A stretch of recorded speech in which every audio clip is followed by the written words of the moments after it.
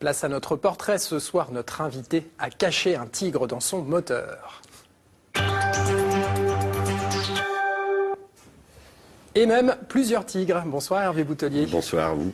Vous avez ouvert un musée de l'auto à Crépy, près de Laon, le garage de mon père. Le garage de mon père, ça fleure bon la nostalgie, un nom comme celui-là. Ça sent bon la nostalgie, effectivement. Alors pourquoi le garage de mon père? Puisque la structure fait penser à un garage des années 70-80. Et de mon père, parce que ce sont toutes des voitures que nos parents ont connues. On a pris le loisir de présenter des voitures après la guerre, à partir de 1950 jusqu'en 1990. Alors votre carte d'identité, vous aimez communiquer votre passion des voitures, ça tombe bien. Vous êtes aussi attaché à la conduite routière responsable. Vous n'aimez pas le non-respect des autres. Oui, conduire calmement et intelligemment, c'est important pour vous. Oui, tout à fait. C'est-à-dire que nous sommes d'une génération des années 80, donc nous n'avons pas des voitures modernes comme maintenant.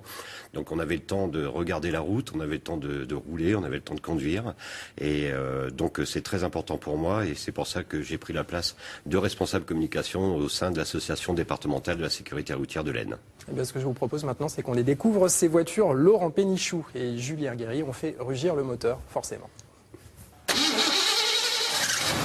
C'est une Cadillac Seville élégante de 1979, mue par un moteur V8 5,7 litres américain dérivé Oldsmobile.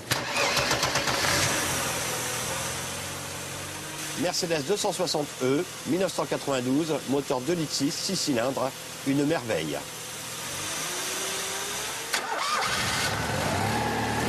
Donc une Citroën Visa, une Visa 2 spéciale de 1982. La dernière voiture chez Citroën est équipée d'un moteur de 2 chevaux et de son fameux klaxon. La plupart des maisons ont un garage. Hervé Boutelier, lui, habite dans un garage, et plus précisément dans un musée. Alors, la petite balade du matin. Tous les matins, je vais voir mes filles. Des filles, la plus jeune a 20 ans, la mamie 60. En tout, elles sont 96, toujours fringantes. Celle-ci est très particulière parce que c'est la première qui a commencé notre collection. Elle m'a été offerte par mon épouse pour la Saint-Valentin. Alors c'est une très belle voiture quand on la voit comme ça, mais en fait, quand on l'a récupérée, la voiture était comme ça. On a un ami qui nous l'a reproduit sur maquette. C'est une des super de 1972 qui en 1972 valait 24 000 francs. Pour entrer au musée, point n'est besoin d'être une voiture prestigieuse. Ici, ce sont les souvenirs qui priment. On voit des voitures, par exemple comme cette 205, où on va se prendre un petit coup de vieux, puisque l'année dernière, on a quand même fêté les 30 ans de la 205. Donc la 205 rentre en collection, en véhicule de collection. Et on a l'impression que c'est d'hier, quoi, en fait. Pour chacune d'elles, sur ses performances, sur sa rareté, sur son ancien propriétaire, toujours une anecdote. Et blabla. La particularité aussi du musée, c'est que la plupart des voitures ont une histoire ou ont appartenu à quelqu'un. Cette Mercedes 260E de 1992, Jean Amadou, qui est là en photo et qui nous a fait une dédicace, nous a cédé son véhicule en 2008 pour qu'elle soit au musée.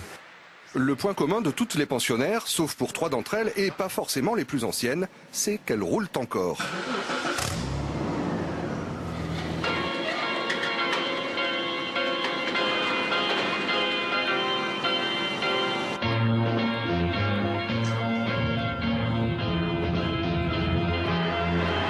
Le dimanche, lorsqu'il y a un rassemblement, on se creuse la tête de savoir laquelle on va prendre en fait.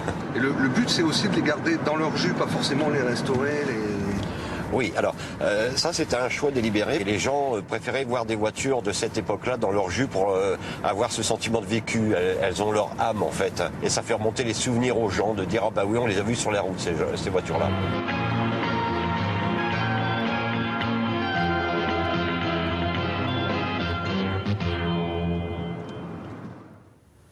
Alors vous me disiez à l'instant, vous avez vu quelqu'un pleurer devant une de vos voitures. Oui, on a vu une dame pleurer devant la 104 parce que c'est sur cette voiture qu'elle a appris à conduire.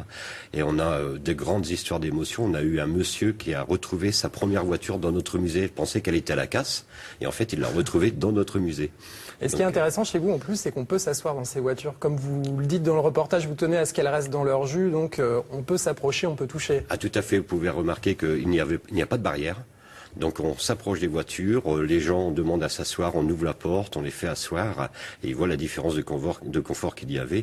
Par exemple sur la Talbot Agora ou sur la 604, ce sont quand même des sièges signés Dunlopillo. Maintenant on n'a plus de sièges Dunlopillo. Donc et la place qu'il y avait dans les voitures en fait. C'est vraiment la passion de toute une vie parce que vous étiez vendeur de voitures à l'origine. Oui, j'ai commencé dans les années 80 à vendre des Fiat Panda. Alors à Versailles, et en ce temps-là, la Fiat Panda, c'était la voiture de Raymond Barre, parce qu'on disait que si Raymond Barre pouvait rentrer dans une Fiat Panda, la famille pouvait rentrer dans une Fiat Panda. Et ensuite, j'ai continué chez Renault, où j'ai eu un excellent patron, Monsieur Jean Rédélé. Donc j'ai travaillé chez Renault Dieppe, le créateur d'Alpine, où j'ai rencontré mon épouse, qui était donc secrétaire standardiste chez Renault. J'espère qu'elle aime les voitures, elle aussi. Elle a la passion de la voiture aussi. Il y a mon fils et ma fille aussi. En fait, c'était vraiment un musée familial avec 4 membres qui sont aussi passionnés de voitures. Il y a un mécanicien, donc tout le monde est là proche de ce musée. Et dans votre collection, est-ce qu'on trouve aussi des voitures qui ont été mal aimées, qui finalement n'ont pas trouvé leur clientèle à l'époque? Oui, on a par exemple de mémoire la Citroën Visa. Donc c'était une voiture qui n'était pas aimée, que maintenant que les gens redécouvrent en disant bah oui, ça existait. On avait la Talbot Agora. Un Talbot Agora qui a été un véhicule qui a mal vécu, qui a été commercialisé que 4 ans à 20 000 exemplaires. C'était au moment de la reprise de Talbot par Peugeot. Donc ça, c'est un véhicule aussi que les gens ne se rappellent plus non plus. Et quand ils la voient, ils se disent, bah oui, ça existait. Alors vous les laissez dans leur jus, mais en même temps, vous êtes un bon bricoleur aussi. On a vu votre première voiture. C'est aussi ce goût qu'on avait avec ces voitures à l'époque, c'est qu'on pouvait mettre les mains dedans. Aujourd'hui, c'est beaucoup plus compliqué. Oui, c'est ce que je dis toujours. Avant, c'était des voitures mécaniciens cambouis. Maintenant, c'est des mécaniciens blouse blanche. C'est l'ordinateur qui décide la panne. Mais tandis qu'avant, on pouvait mettre les mains dans le moteur. Des anecdotes comme ça, vous êtes tombé en panne d'embrayage avec une 4L, vous allez chez un marchand de vélo et vous preniez un câble de frein de vélo et l'embrayage était réparé. Merci beaucoup Hervé Boutelier. Je rappelle le nom de votre musée, le garage de mon père, à Crépy, donc près de Laon. Merci à vous. Merci à vous. C'est déjà la fin de ce journal. Demain, évidemment, n'oubliez pas votre rendez-vous à 9h50 avec Picardie Matin, de retour après les vacances. Très très bonne soirée. Nous,